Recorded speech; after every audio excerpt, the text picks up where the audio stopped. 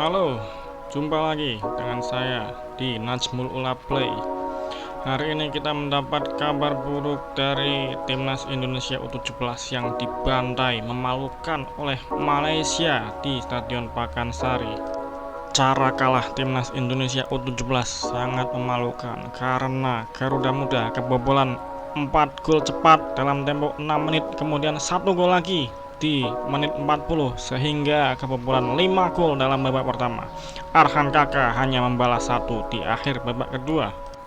Tapi kita tidak perlu menyalahkan para pemain karena mereka hanya sosok yang menjalankan instruksi di tengah lapangan dari pinggir lapangan, dan mereka adalah buah kompetisi, buah pembinaan yang dilakukan oleh PSSI. Jadi kita arahkan telunjuk pada Bima Sakti dan PSSI.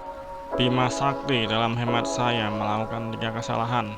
Yang pertama, dia tidak melakukan upgrade squad untuk timnas U16 yang menjadi juara Piala AFF U16 2022 di kandang sendiri.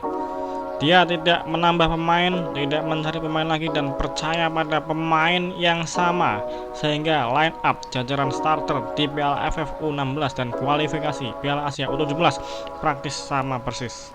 Jika kita bandingkan dengan Sintayong, dia mengubah beberapa pemain di timnas Indonesia U20 dari skuad Piala AFF U19 2022 sehingga bisa muncul nama seperti Frankie Misa, Rahmat Berry, Ginanjar Wahyu, Robby Darwis untuk menggusur pemain-pemain yang sejatinya tampil bagus di Piala AFF U19.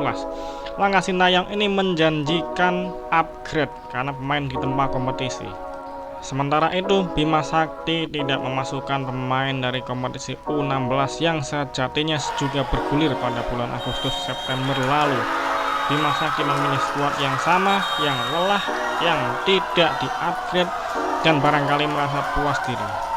Kesalahan kedua adalah dampak dari kesalahan pertama, yaitu karena minimnya upgrade dari sisi pemain, maka Bima Sakti tidak berani melakukan rotasi. Dari 4 pertandingan di kualifikasi Piala Asia U17, nyaris tidak pernah ada rotasi di luar posisi gelandang serang. Posisi kiper cuma itu, kuartet lini belakang cuma itu, kecuali ketika Iqbal Gwijangge di kartu kuning.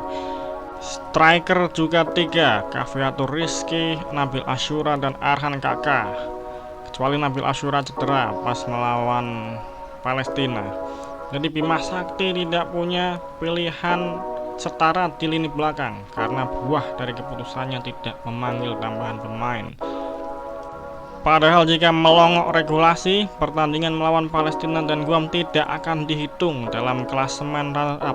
Jadi seharusnya Bima Sakti mengistirahatkan para pemain utama ketika menghadapi tim-tim Guam dan Palestina.